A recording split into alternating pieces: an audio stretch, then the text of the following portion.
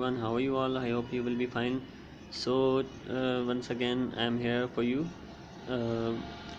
Actually present definite हमने complete कर लिया. सो प्रेजेंट डेफिनेट के बाद पास्ट इंडेफिनेट टेंस आता है.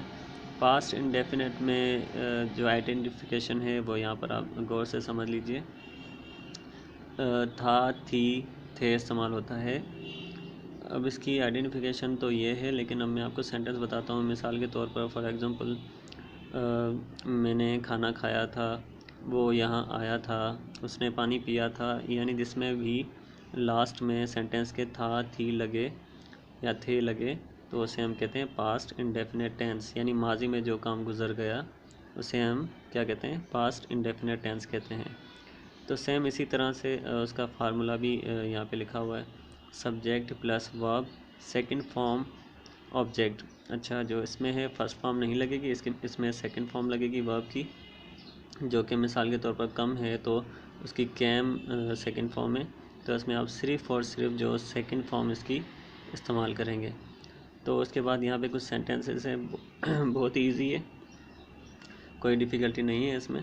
मेरी कोशिश यही होती है कि बहुत ही इजी वे से मैं आपको एक्सप्लेन करूँ, कोई ज़्यादा उसमें झंझट ना हो. वरना अगर मैंने पज़ल किया तो आपको समझ में नहीं आएगा.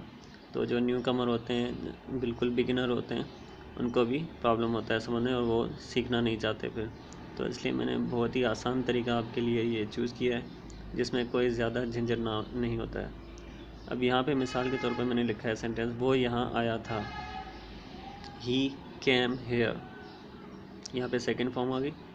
उसने मुझे बताया था यानी कि वो गुज़र गया. जो उसने बताया था वो गुज़र गया, और जो वो यहाँ आया था यानी कि वो माजी में काम हो चुका था, गुज़र गया. ही टोल्ड मी, उसने मुझे बताया था. उसके बाद यहाँ पे है मैं वहाँ गया था. I went there. इस तरह के आप बहुत सारे सेंटेंस आपके जहन में आ रहे होंगे, लेकिन आपको ट्रांसलेशन करने में अगर प्रॉब्लम हो रही है तो आप ये वाला फार्मूला यूज़ करें, इंशाल्लाह आप ट्रांसलेट कर लेंगे. अगर आप चैनल पर न्यू हैं तो हमारा चैनल सब्सक्राइब कर लें. Thanks for watching. इंशाल्लाह नेक्स्ट वीडियो में पास्ट कंटिन्यूस टेंस आपको मैं सिखाऊंगा. अल्लाह हाफिज़. Take care.